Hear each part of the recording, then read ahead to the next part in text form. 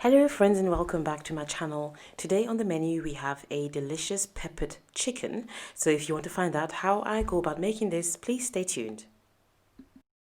So we have some aromatics here, a few cloves of garlic, some onion, fresh ginger and aniseeds, which I'm going to blend up to season the chicken, and we'll be using red bell peppers, a couple of tomatoes, which are going to form the basis of the stew. We can go ahead and blend up our red bell peppers and tomatoes, and if you're noticing, I'm using a pulsing motion here because I don't want them to be completely blended. I want them to have a little bit of chunk in them.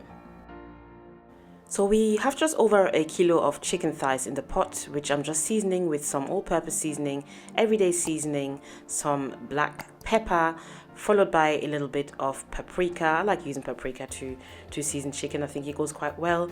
And I'm also going to be following this up with some dried parsley, but it's entirely up to you again what type of seasoning you'd like to use. Everyone has their preference.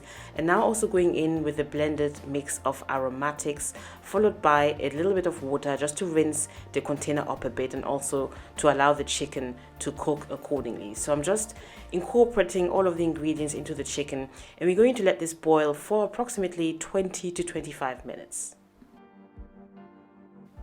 It's been about 20 minutes later, and as you can see, the chicken is coming along nicely, and we've collected this lovely stock as well, which we can reserve for later. We'll be using some of it for the stew at a later point. So now that the chicken is done, I'm going to transfer pots and start getting ready to fry the chicken. So we're going to fry the chicken on both sides just to make sure that it has a little bit of color.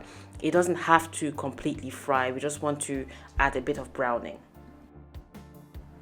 I went in with a couple of tablespoons of vegetable oil, and once it's heated up, we can go in with our chicken very carefully, making sure not to get any splashes of oil onto us. And we're just going to let this brown on both sides. I believe the whole process took me no longer than about 10 to 12 minutes.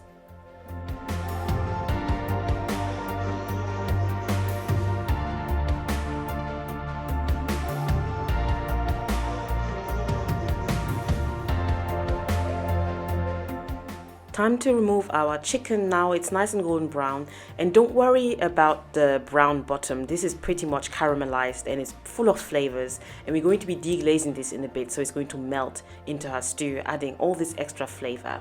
So I just went in with about half an onion which has been chopped, and we're going to let this sweat for a couple of minutes prior to adding our tomato and pepper mix.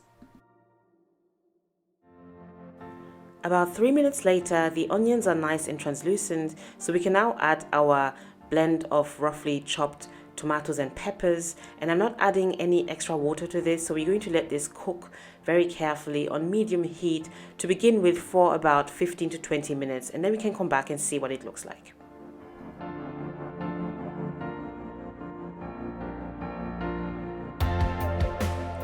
About 15 minutes later, we can go ahead and check on our stew, and as you can see, it's coming along very nicely, and you would have noticed that the bottom is no longer brown. It deglazed quite well, so it's melted into the stew, adding all these yummy extra flavors. So at this point, we can also go ahead and season the stew, and I just went in with the usual suspects, so everyday seasoning in this case, followed by some smoked paprika. And I've been loving using smoked paprika in my stews actually. They're really a game changer, I find. So also adding some garlic granules, and this would also be followed up by some dried parsley, I believe this is, yes, as well as some black pepper. And this is the bulk of the dry seasoning, but we can also now go ahead and add a few spoonfuls of the stock, and the remaining stock I just went ahead and froze it to use at a later point. For example, if I wanted to make some jollof rice, I'll be using that stock to cook with it. Thank you for sticking with me so far. We're almost there. So our stew is cooking nicely, so the oil has risen to the top, which is a surefire indicator that the tomato sauce is almost done. So now we can go ahead and add our chicken pieces into the stew. You know, no fancy technique to this, just add it in as required. And once the chicken has been added in, I would have just gone ahead and covered it up a little bit with the stew, so to ensure that it's nicely incorporated. And if you haven't already and you enjoy watching the video so far, please hit the like button. And if you are a new subscriber, thank you for subscribing to my channel. You are very welcome to the channel and expect to see a few recipes every week. Well, I post once a week at the moment, but I'll be posting a couple times a week at a later point when I get a little bit more time. But yeah, welcome to the channel if you're new, and thank you for sticking with me if you are an old subby. So I just went in with some chopped green bell pepper. So I used about 3/4 of the green bell pepper, and that's going to be our garnish. And we're going to let this cook for about just 5-10 minutes, not too long. We don't want the green bell pepper to melt into the stew. And about 5 minutes later, here we go, voila, our peppered chicken stew is fully done, and this can be enjoyed with pretty much anything.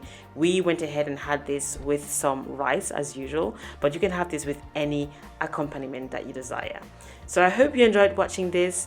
Thank you for sticking with me, and I'll see you very soon on my next video. Thanks for watching. Bye.